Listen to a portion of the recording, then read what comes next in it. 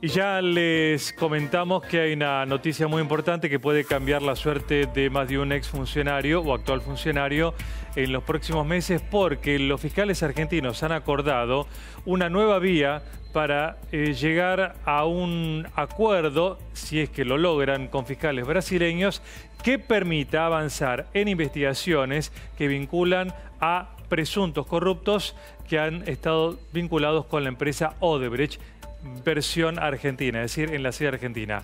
Hugo, ¿cómo estás? Buenas noches. Buenas noches, Juan. Bueno, ¿quién puede estar preocupado en este momento por esto? Uy, sería una larguísima lista. Empecemos por el ex ministro Julio De Vido, su número 2 Roberto Barata, el ex secretario de Transporte Ricardo Jaime, el ex secretario de Obras Públicas José López, es decir, varios por ese lado. Ahora, también tenés el eje de los empresarios, sí. El ex presidente de la Cámara Argentina de la Construcción, Carlos Wagner. También tenés a el entonces titular de la constructora IEXA, Ángelo Calcaterra, primo del actual presidente Mauricio Macri. Sí. Estos son algunos. Después tenés también al Corcho Rodríguez como intermediario. Pero lo interesante en esta historia, como ocurre también en Brasil, es esta es la punta de entrada que te permite, como en Lavallato en Brasil, expandirte. Porque, por ejemplo, lo que dice Odebrecht allá en Brasil es: acá hubo un proceso de cartelización. Quedarte solamente con nosotros es quedarte en la página 1 de un libro entero. Bien, exacto. Ahora, vos hasta el momento, que se dice el caso hace años, sí. Y has... Acabo de cumplir 3 años. 3 años con esta investigación, sí. Y que has revelado gran parte de lo que sabemos de Odebrecht. Vos venías diciendo que la información que existía en Brasil y que habían relatado y habían descrito los arrepentidos, en la Argentina no podía ser tomada en cuenta. ¿Qué cambió? La verdad es que incluso, y esto lo recordarán aquellos que nos están viendo y han seguido con nosotros este caso, sí. Es un gesto que yo hice, que era este. Sí. ¿Te acordás? Que era la legislación argentina y la legislación brasileña que no estaban alineadas. Exacto. ¿Te acuerdan? Bueno, lo que ha planteado ahora la Procuración Argentina, lo que han llegado a un acuerdo es que aun cuando esté este escalón que no te permite conectar, en realidad la forma de alinearlos es por arriba. ¿Qué no permite conectar? ¿Qué significa eso? Los tratados internacionales, como por ejemplo la Convención de las Naciones Unidas contra la Corrupción. Sí. Y el jueguito es el siguiente, voy a tardar un segundo en explicarlo, pero es lo que se establece que vos tenés en el ordenamiento jurídico argentino una suerte de pirámide. ¿Qué es esto? Vos tenés arriba de todo la Constitución Nacional. Sí. Luego vienen las leyes, luego los decretos, después vienen los decretos reglamentarios, y todo lo demás. Lo que te plantean, y es correcto, por la reforma, desde el 94 tenés el artículo 75, inciso 22, que es el que incorpora a la legislación argentina los tratados internacionales.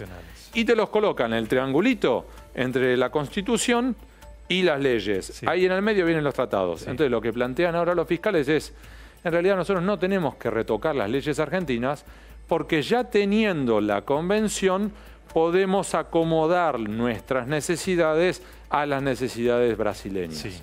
Entonces los fiscales argentinos podrían decir, de acuerdo a la Convención de Naciones Unidas, le pedimos al gobierno brasileño que nos gire, gire entre comillas, o nos mande información de los arrepentidos exactamente. Odebrecht para ser aplicado Porque acá. Hay un artículo en particular de esa convención contra la corrupción de las Naciones Unidas. Hay otras, sí, como contra el crimen transnacional, hay varias. Pero esta en particular que establece que el país que va a recibir la información no es que podrá, deberá acomodarse a las condiciones que te ponga el país que te va a mandar la información. Es decir, en este caso sería, Brasil te puede fijar las condiciones y vos tenés la obligación de aceptarlas. Y aunque tu legislación propia diga algo distinto, como en realidad, insisto, esto está por arriba de la legislación argentina, hay que acomodarse. Bien. ¿Esto qué significa en la práctica, Juan? Que entonces hay mucha información, mucha de la cual nosotros ya accedimos y hemos publicado en el Diario de la Nación, que ahora de manera formal los fiscales argentinos van a presentarse ante sus pares, sus colegas brasileños, y decir, bueno, mándame la información. Bien. Lo que es interesante, Juan, es qué es lo que se acordó hasta ahora. Fíjate este párrafo, que en definitiva esto está emitido hoy, cuando nosotros llamamos a la Procuración, lo que teníamos era los primeros datos de que algo se venía. Llamamos a la Procuración dijeron, básicamente no te podemos contestar, esperá, y emitieron este comunicado en el cual dicen, me voy a acercar un segundo, es primero el acuerdo interno, es decir, el acuerdo entre los fiscales argentinos para definir las tratativas, es decir, cómo lo vamos a intentar, acceder a las autoridades competentes brasileñas que nos permitan esto.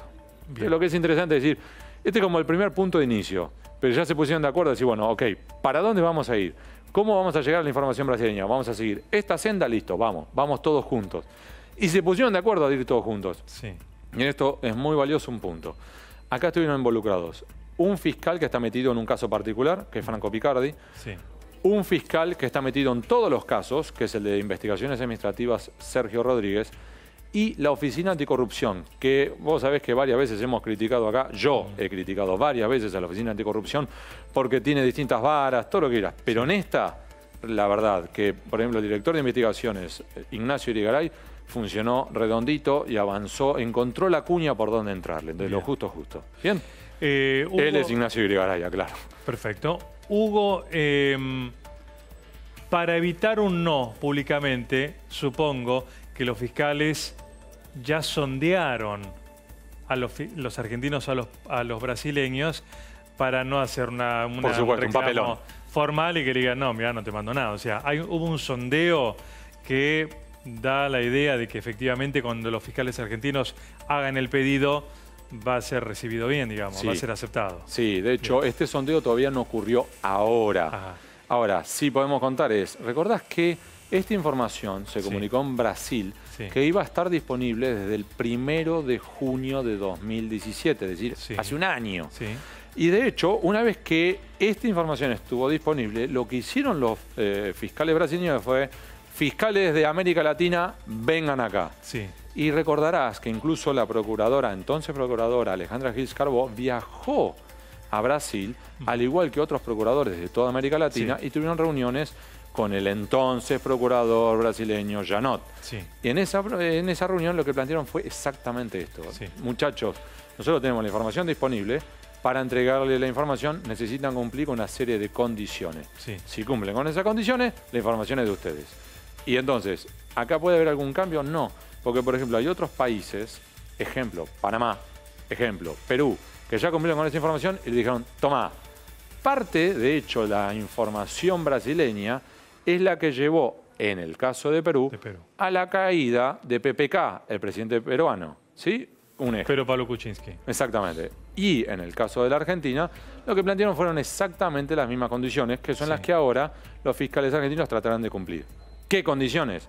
Es básicamente lo que te piden los brasileños es no vuelvas a juzgar en la Argentina a los arrepentidos brasileños que ya fueron juzgados en Brasil, condenados en Brasil por esos mismos crímenes.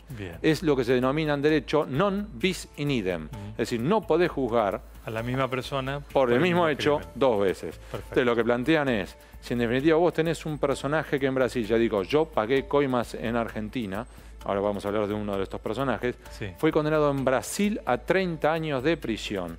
Además le pusieron una multa de 6 millones de dólares y ese hombre está en este momento cumpliendo con todo eso. Y ahora dicen los brasileños, ahora no me lo mandes a la Argentina para condenarlo otra vez por lo mismo, si ya lo condenamos. Perfecto. Y en eso están ahora. Bueno, nosotros podemos, porque los tiempos periodísticos son otros que los de la justicia, hacer un ejercicio. Suponemos que los fiscales argentinos mandan el pedido, que lo van a hacer, los fiscales brasileños aceptan y mandan la información de casos de corrupción argentinos. Los fiscales argentinos con esa información pueden llamar, por ejemplo, a Rodríguez, a Debido, a quien sea, y indagarlos por esas declaraciones, ¿verdad? ¿Pueden los abogados o ellos mismos argumentar que la información o la investigación brasileña no tiene injerencia en el país? No pueden, lo van a hacer, van a intentar todas. ¿Y entonces? Y ahí será la discusión. Dirán, no, acá el convenio de las Naciones Unidas. En efecto. Me avala. Perfecto. Exactamente. Ese va a ser el eje, por eso además era, y esto es lo valioso, de un punto de común acuerdo entre todos los fiscales, decir, cerremos filas, vamos todos por la misma senda, para que si yo intento esta senda, bueno, hagas una contradictoria y que después, por la precisa contradicción entre los dos fiscales, no se entren a los dos. Ahora bien, A su vez, ¿qué es lo que puede contar y quiénes lo van a contar? Mi cálculo, Juan, es personal, en base al trabajo de los 3 años. Hay que ver después qué ocurre. Lo que nosotros hicimos como conteo es que involucra a Marcelo Odebrecht y por lo menos hay otros 14 brasileños que saben sobre las coimas pagadas en Argentina. Lo que ha hecho con criterio hasta ahora la Procuración es, van a intentar por 2 de los 15 que yo calculo que están metidos en esta historia. Los 2, claramente, son los 2 lugartenientes de Marcelo Odebrecht, que son, por un lado, Luis Antonio Mameri, por el otro, Marcio Faría. Ahora vamos con Luis Mameri. Luis Antonio Mameri es el vicepresidente para América Latina. Este señor, se llama Marcio Faría. ¿Qué es lo interesante de Marcio Faría? Era el protagonista de las coimas que se pagaron por la extensión de las redes troncales de gas. Si tenemos un minuto, vos me guiarás, Juan, te invito a que veamos uno de los videos en los cuales el señor Faría cuenta cómo pagaron las coimas en Argentina. Por supuesto, lo vemos. O senhor sabe dizer quanto foi pago Sei, doutor. a Carlos Henrique Wagner e a... Exatamente. E no período 2007 a 2014, que houve a interlocução com os dois, nós pagamos em torno de 25 milhões de dólares. Sabe precisar quanto foi pago para cada um? Não, doutor, não sei, mas talvez o sistema tenha isso. Mas esse foi o total expedido pela empresa. Os pagamentos foram feitos pelo setor do imposto no exterior? Conta no exterior. O senhor sabe dizer como é que foi feito esses pagamentos? Se foi feito de forma integral? Não, sempre parcelado e exatamente nas etapas onde um era o representante, se dizia representante dos políticos, dos públicos e depois do outro. Sempre proporcional ao avanço de obra e tudo. Essas empresas eram subcontratadas? Subcontratadas. Mas elas não efetuavam pagamentos. Elas tinham a relação política da nossa aproximação e execução desses contratos.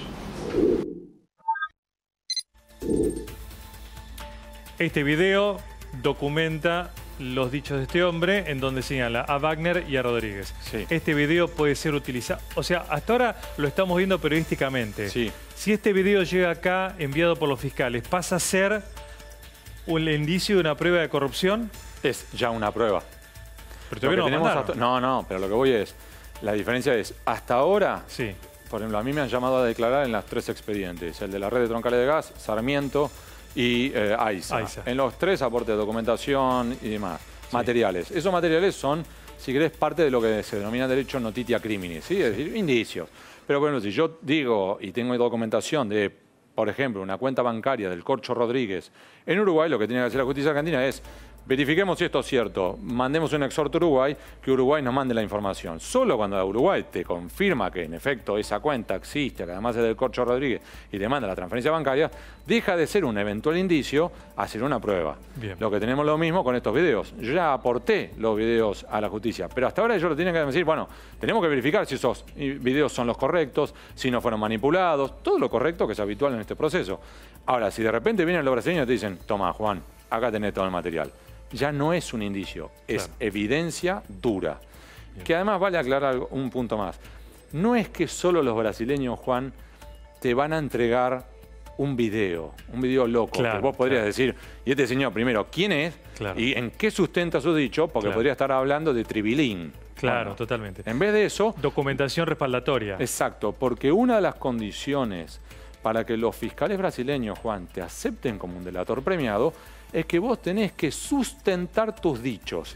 De hecho, si presta atención los que nos están viendo ahora, van a ver que en un momento el Marcio Faría está golpeando en un papel. Ese papel, ¿sabés qué son? Las evidencias.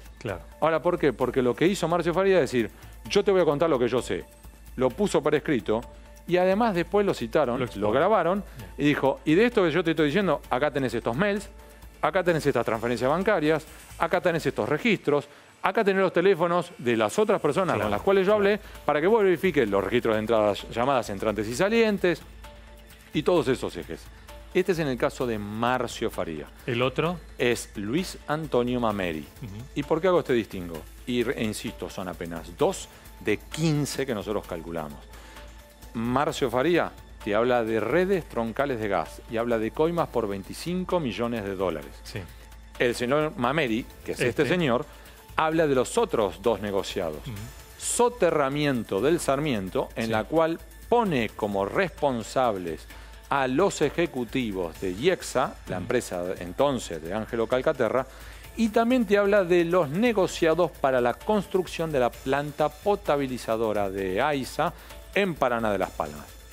Y un punto, si querés, adicional en esta historia, es los dos, Mameri y Faría, al igual que el jefe de los dos, que es Marcelo Odebrecht, también te hablan otros dos ejes. Uno, el de los lobistas locales, Corcho Rodríguez, pero también de la cartelización. Y por eso, Juan, es lo que yo te decía antes, que esto es apenas la primera página de un libro que si los jueces y fiscales argentinos están dispuestos a empezar a leer, esto puede ser un desparramo gigantesco. ¿Por qué? Porque lo que planteaban ellos era, nosotros llegábamos a la Argentina, decíamos, hola, ¿qué tal, Juan? ¿Cómo andás? ¿Bien? Y venía, por ejemplo, Carlos Enrique Wagner, el presidente entonces de la Cámara Argentina de Construcción, y les dijo, esto lo dice él, ¿sí? Clarito lo que dice es, vino Wagner y nos dijo, vos vas a hacer el proyecto que yo te diga, con las empresas que yo te diga, y le vas a pagar las coimas que yo te diga a quien yo te diga. Si aceptás estas reglas, vas a ganar contratos en Argentina. Si no las aceptás, ahí tenés la puerta. Y lo que dice él, ellos no se presentaron como víctimas, para que esto quede claro. Lo que yo dice es, aceptamos las reglas, empezamos a pagar, empezamos a ganar contratos. ¿Está muy complicado el Corcho Rodríguez? Sí, es notable porque es lo que dividen los ejecutivos brasileños es en dos tramos. Tramo 1 con Néstor Kirchner vivo. Ahí dicen que había varios interlocutores. Por ejemplo, los ejecutivos de IEXA, por ejemplo Sánchez Caballero, pero también Carlos Wagner. Pero a su vez dicen que por el contrario, cuando murió Néstor Kirchner, para todos los negociados participó siempre el Corcho Rodríguez. Ya no había multiplicidad de interlocutores, solo uno. Y lo definieron a Corcho Rodríguez con un término específico, facilitador.